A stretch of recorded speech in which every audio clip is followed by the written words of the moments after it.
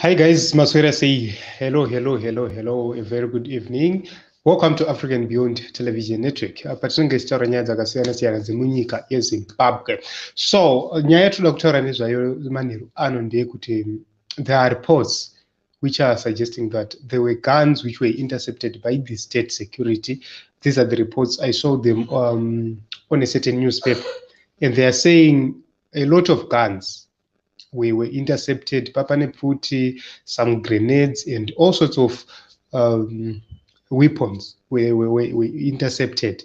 That is in Western Nkoson near Bulawayo.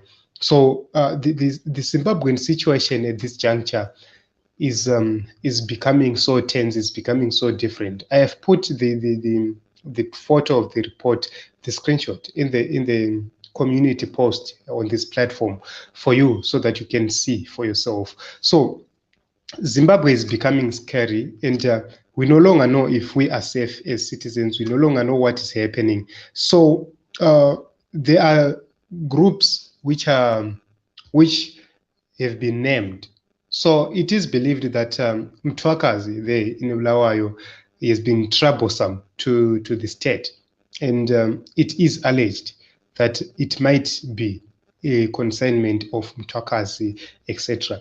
So we have seen a lot of politicians chipping in, giving their opinions regarding this issue. We've seen people like Linda Masarira chipping in, giving their opinions regarding this issue. And this is a sensitive issue. And as citizens, we need to have our safety guaranteed, because we don't believe in war. We don't believe that we need bloodshed for us to attain anything. So we don't need bloodshed from terrorists, from the state, from whoever. We don't want. So here's the problem. We have seen a lot of ZANU-PF supporters now putting the blame on Nelson Chamisa, saying the guns did the Chamisa whatsoever, and that is wrong. You cannot rush to conclude, while least there is no official report telling us that who owns those guns. There is no report so far. So you cannot rush to go and point kuti Pfuti ndedzaningi. And I hope that the ZANU-PF people are going to be responsible regarding this matter.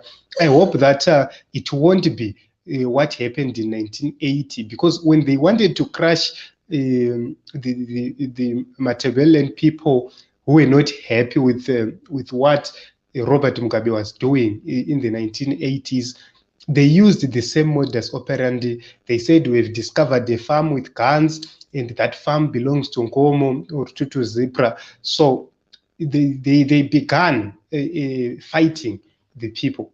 So you can actually see that they can use the same modus operandi.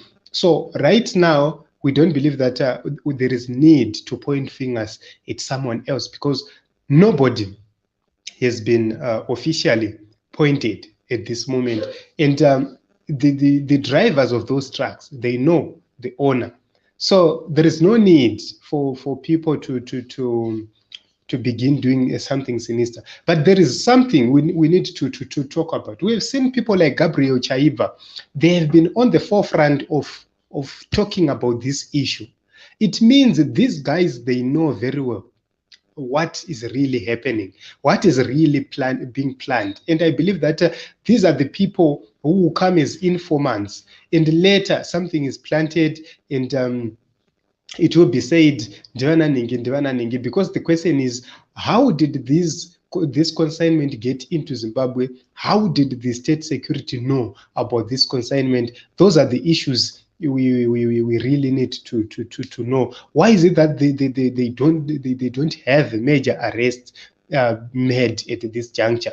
Those are the issues. So you can actually see that the situation is tense. Nobody knows who owns those guns, but they are in Zimbabwe already. So we are going to watch and see what the government is going to say about it.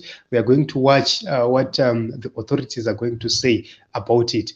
We just hope that situations do not escalate here in the nation of Zimbabwe, because there is a massive talk of instability. So if you go to South Africa, there are people who are parading themselves with guns. You have seen the mass shootings in the taverns, several places, mass shootings which are happening in South Africa. And it has been confirmed that there are groupings which are already in South Africa, which are armed, especially in the KwaZulu-Natal region. There are armed groups there. So we don't want that situation to escalate to Zimbabwe. We don't want that problem to escalate to Zimbabwe.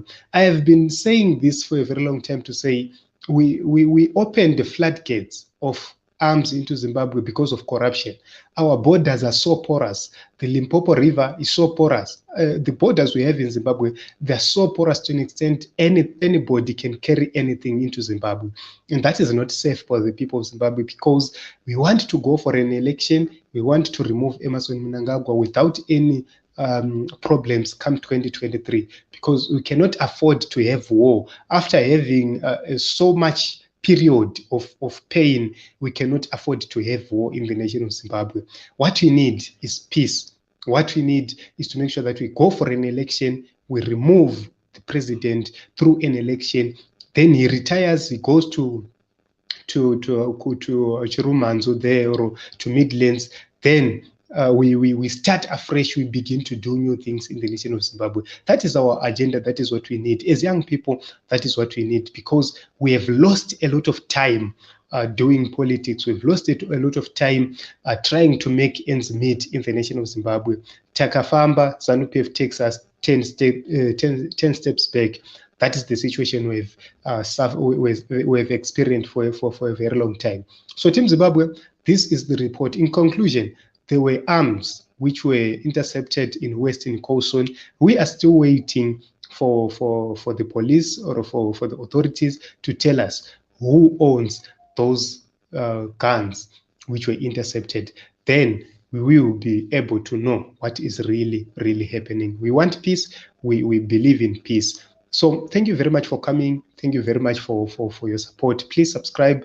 Please make sure that you like, you comment, you share. So I've put the photo in the in the community post on this platform. If you need it, you can come to my inbox through the number appearing on the screen, and I will share it with you. So thank you very much for coming. Thank you very much for your time.